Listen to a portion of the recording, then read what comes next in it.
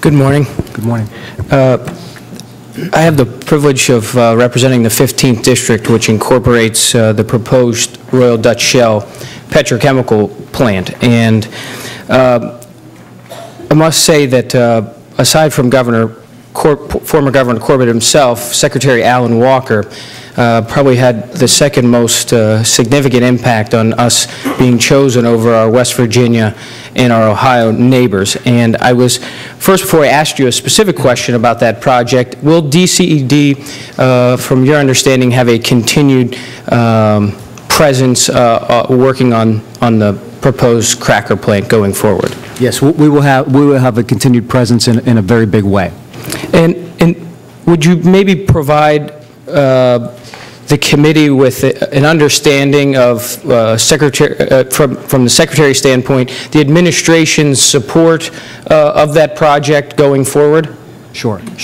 We've had a tremendous amount of discussion regarding the Shell cracker plant in my short time, a month and a half that I've been here, and I think part of what we've done is looked at opportunities to really significantly work with them going forward. If you remember, or you may recall, in 2014, November 2014, Shell exercised the land option with Horsehead Company to purchase the property. We don't know at this point in time, and this is after having some recent discussions with Shell, we don't know when a final investment decision will be made, but right now they are working on key permits with the federal government, with the state, and with the local folks. And they've indicated to us that all are working in a very coordinated fashion, from our Department of Environmental Protection to the local folks to the feds.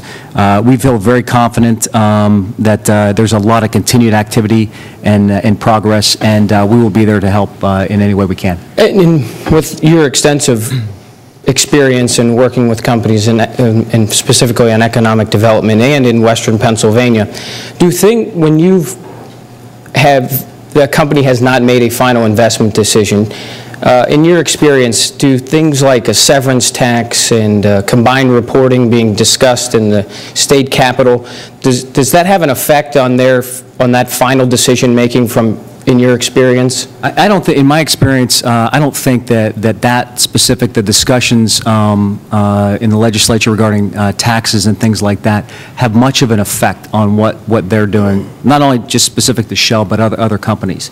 You know, what I found in my experience in working with companies is that a lot of what they're looking for is really based on the opportunities for the areas that they're reviewing, that they're proposing to put their facilities, and also the workforce. And workforce is probably the biggest indicator of, or not the biggest indicator, but the biggest factor that companies look for when they're making their location decision.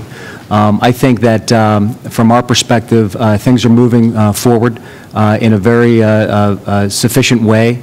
Again, we don't have any indications from Shell right now on when they would make their final investment decision, but all indications are that things are moving in a positive way.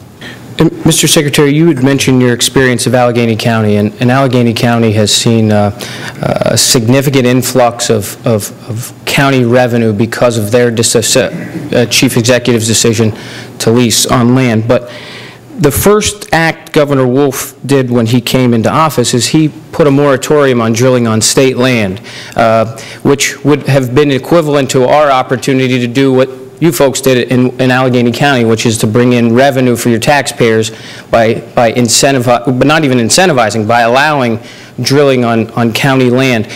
Can you talk about your experience with how that has generated revenue for Allegheny County, yet the governor seems to, first act as governor was to slap a moratorium on state land, preventing us from us doing the same thing that the chief executive had done? Yeah, thank you. I don't. Again, I don't know enough about to be able to comment on the moratorium on state game lands. My understanding is that there has been significant amounts of drilling around those areas up until now. My experience in Allegheny County is that there was very little drilling activity within Allegheny County, and I was a member of the board of directors for the Airport Authority.